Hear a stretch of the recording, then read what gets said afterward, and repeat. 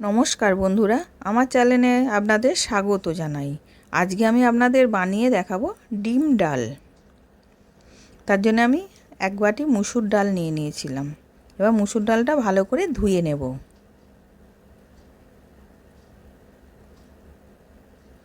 এবার ভালো করে ধুয়ে নিয়েছি। এবার একটা ছাঁকনির মধ্যে জলটাকে ছেঁকে নিলাম, যাতে মুসুর ডালটা শুকনো হয়ে যায়, জলটা ঝরে যেয়ে। এবার আমি একটা জায়গার মধ্যে গরম জল বসিয়েছিলাম আর ডিমগুলো সেদ্ধ করে নিচ্ছি। এবার ডিমগুলো দিলাম, ওর মধ্যে নুন দিলাম, দিয়ে এবার ডিমটাকে সেদ্ধ করতে বসিয়েছি। এবার এইদিকে আমি পেঁয়াজটাকে কুচিয়ে নিলাম।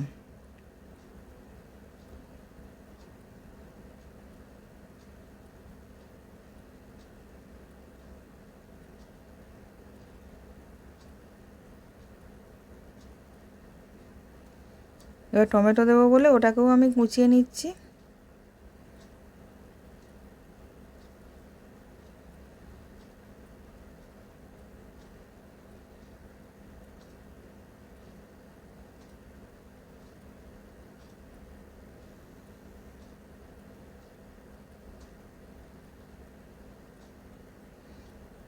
এবার আলু দেবো বলে আলুটাকে প্রথমে ছাড়িয়ে নিলাম।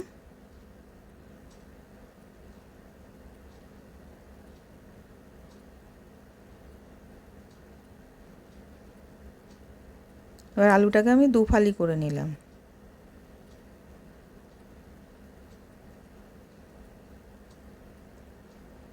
এবার ডিমটাও সেদ্ধ হয়ে গেছে, ওটা ছাড়িয়ে আমি রেখে দিলাম। এবার কড়াতে তেল দিয়েছিলাম, তেলটা গরম হয়ে গেছে, আলুগুলো দিয়ে লাল লাল করে আলুগুলোকে ভেজে নিচ্ছি।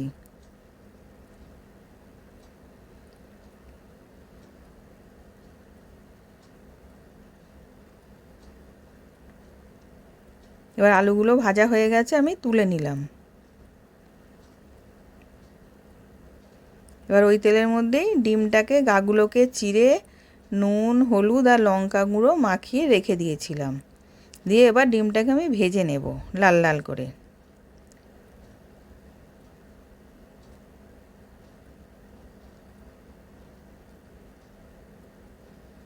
এবার ডিমটাও ভাজা হয়ে গেছে, আমি তুলে নিলাম।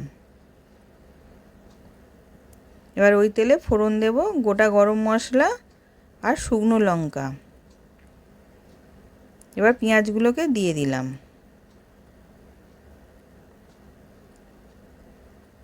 দিয়ে পেঁয়াজগুলোকে ভালো করে ভেজে নেব।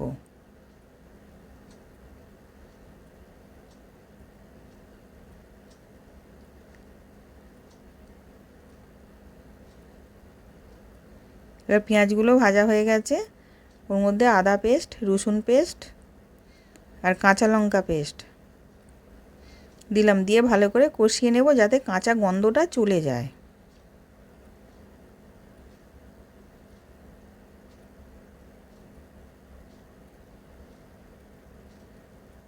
এবার টমেটোটাও দিয়ে দিলাম।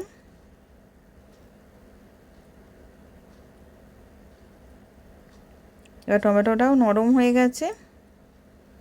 এবার ওর মধ্যে হলুদ গুঁড়ো দিলাম, কাশ্মীরি লঙ্কা গুঁড়ো দিয়ে দিলাম, জিরে গুঁড়ো, ধনে গুঁড়ো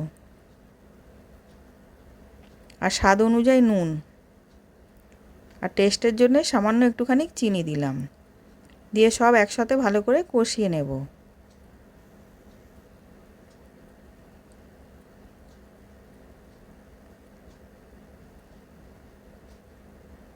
এবার সব কষানো হয়ে গেছে, এবার মুসুর ডালটাকে আমি দিয়ে দিলাম, দিয়ে ওটাও মশলার সাথে ভালো করে ওটাকেও কষিয়ে নেব।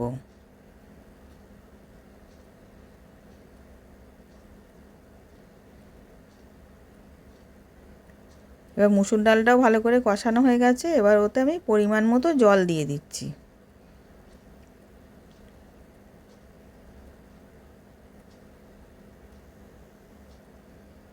এর মধ্যে আলুগুলোকেও দিয়ে দিলাম।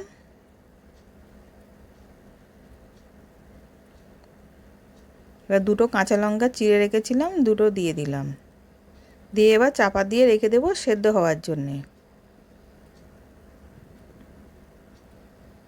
এবার মুসুর ডালটা আলুটাও সেদ্ধ হয়ে গেছে।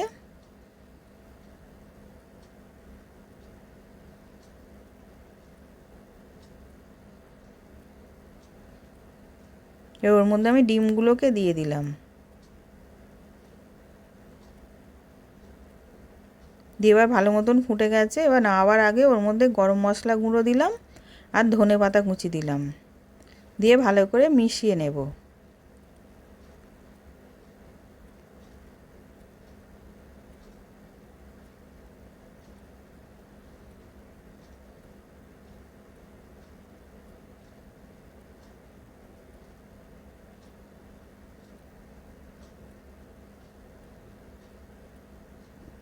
এবার হয়ে গেছে, আমি নামিয়ে নিয়েছি, সার্ভ করার জন্য রেডি। নতুন নতুন রেসিপি দেখতে লাইক দিয়ে ফলো করে রাখো। আশা করছি ভিডিওটা ভালো লেগেছে। আমি হাজির হব আর এক নতুন রেসিপির সাথে।